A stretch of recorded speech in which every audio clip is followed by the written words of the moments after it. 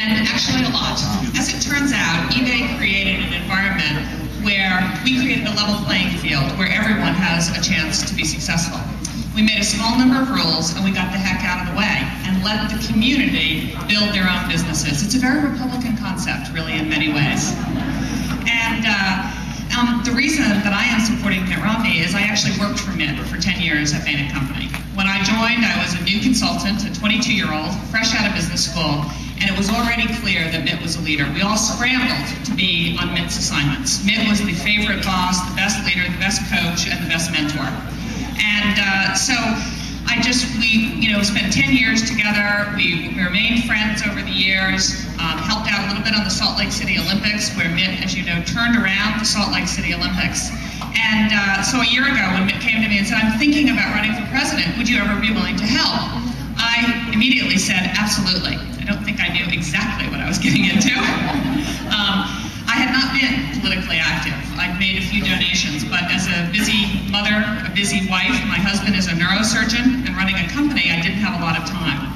And so my night job has been helping the Romney campaign across the country. I'm one of Mitt's national finance co-chairs. I do some events for him around the country in my spare time. But what I can tell you is Mitt is a man of incredible integrity, very smart, very even-handed. He will be a fantastic president of the United States. And I want to thank each and every one of you for being here tonight, because I think this election matters more than any in my lifetime. It really matters who is going to be the president of the United States for the next 8 years. It matters for our kids, and I have two of them, a 22-year-old and a 19-year-old. It matters for our grandkids. And as you know, we face tremendous challenges. And I know Mitt better than many people, not as well as his son or his family, but I've known Mitt for 25 years. And this is a guy of incredible integrity, incredible honor, incredible skills to lead this country to the next level. So with that, let me introduce our next president of the United States, Mitt Romney.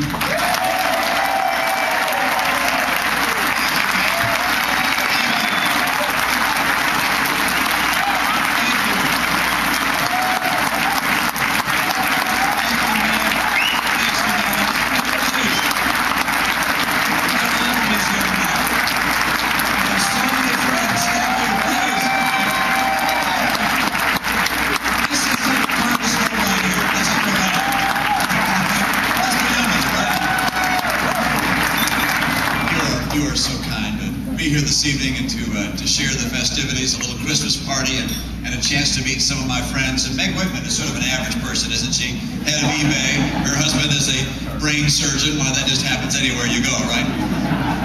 There's some remarkable people here. I want to say thanks to Doug Gross, who's chaired my campaign so far in Iowa, and I think he'll make it all the way, the whole distance. And Marvin Pomerantz, who's co-chaired this campaign, both of them right here.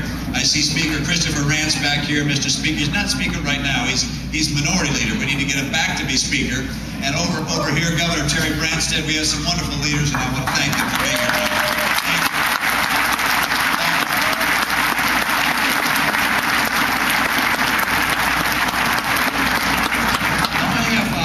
A special guest here as well. This is my body double here, don't I wish. This is my son Josh. He is the tallest of the Romney boys, and Josh is the middle son. He has 3 children. He's married to a wonderful young woman, and who is, I guess, with the kids tonight. Josh is here working in Iowa, getting ready for the caucuses, but I want to let Josh say hello because his mom made a very special promise, and Josh fulfilled it. So with no further ado, the brains in the outfit, my son, Josh Romney.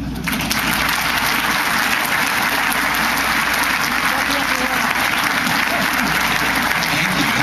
It's always fun to come back to Iowa. My first trip here, the promise my mom made was that I'd visit every county, not knowing at the time when I agreed that there were 99 counties. So I've had the great fortune to get to know Iowa very well, to visit every county and see the world's largest bowl, world's largest frying pan, the world's largest truck stop, and have just a marvelous time here and realize that the people in Iowa have the world's largest hearts. This really is an amazing place. I've had so much fun here. Getting to know so many of you and getting to experience Iowa through all 4 seasons. And summer's by far the best. So this is my second winter here, so winters are a little tough. But we sure are proud of my dad. I'd rather be doing this than anything. We're so proud of what he's doing, and we're going to take him all the way. So thank you so much.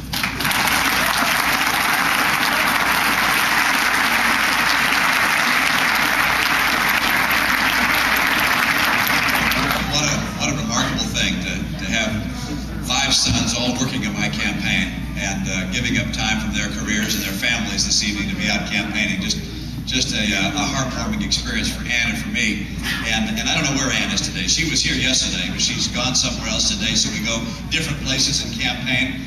When I see Josh there, I think back to a story when he was a really young guy. He and Matt, his older brother, found a bird's nest, and it had fallen to the ground, and there were little tiny birds in it that had no feathers. Their eyes were not open.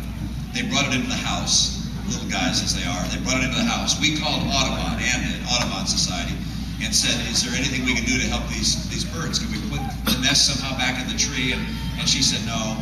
If the birds have been taken off the tree and are on the ground and so forth, the mother will not come back to them. So Ann said, well, can we feed them? Can we keep them alive? And they said, well, no, if the eyes are not open, the prospects of keeping these birds alive are not very good.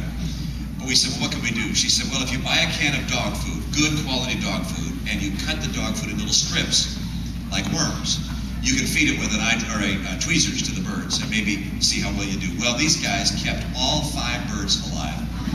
And they got them a little bigger. And it got to the point when they'd hop out of the nest and sort of flop around on the floor and so forth. And we called Audubon and said, we've got them all alive. What do we do now? And they said, well, take them outside and teach them to fly. And so then we said, well, how do we do that? And they said, well, you take the bird and lift it up pretty high in the air, and then, just throw it up in the air and, run out ahead of it. And so Ann and I looked outside the window, and Josh and Matt are out there throwing birds in the air and running down the front yard, flapping their arms. And I don't think the flapping arms was necessary, but it was part of the stunt. And, the birds followed them wherever they would go. And the birds, of course, learned to fly. We kept them outside. They flew all around the yard. And when they'd come home from school, the birds would come flying from across the yard and land on their head and their shoulders. The postman got a little nervous when that happened to him a couple of times. And they're not gorgeous birds. They're called grackles, but, oh, yeah. And they were around the house. They were always around the house. They'd come in the house, out of the house. Finally, they became wilder and wilder as time went on, and they made their own way. But it was interesting to me to see that even a little bird will imprint off a human and will copy the human and do what the human wants it to do. They thought that Josh and Matt were the mothers, if you will, and they were the mom and dad. I'm not sure which was which, but they followed those two. And it's been interesting to me in my life to see how much we copy others. If you think little baby birds will copy someone else, you can't imagine what another human being will do. A parent has an extraordinary impact on their children. I've learned that to a certain extent in this campaign. I have an 18-month-old grandson who doesn't say bupkis. Just, he says mama, dada, and papa, that's me.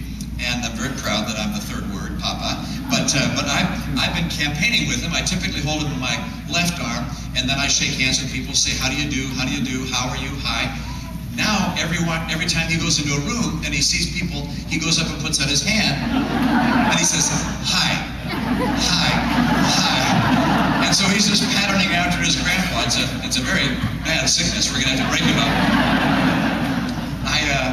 It reminded me also, as we think about the Christmas spirit and how we pattern ourselves after one another, about my son's favorite Christmas. My oldest boys, Tag and Matt, if you ask them the most memorable Christmas they had, they will tell you a story that was not as memorable to me as it was to them.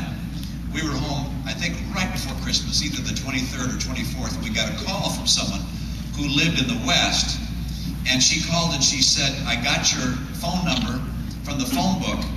I have a daughter that lives in Boston. She doesn't have any home heating oil. She's a single mom, has 2 kids. They're out of money. They have no home heating oil. Could you do something to help them? And I didn't know this lady. I didn't know her daughter. I had no connection to the lady or the daughter. But it was Christmas. It was snowing. It was very cold. And I said, yeah, give me her address. And so I got the 2 boys. We got the big old Ford Torino. I had this big, ugly, brown Ford Torino.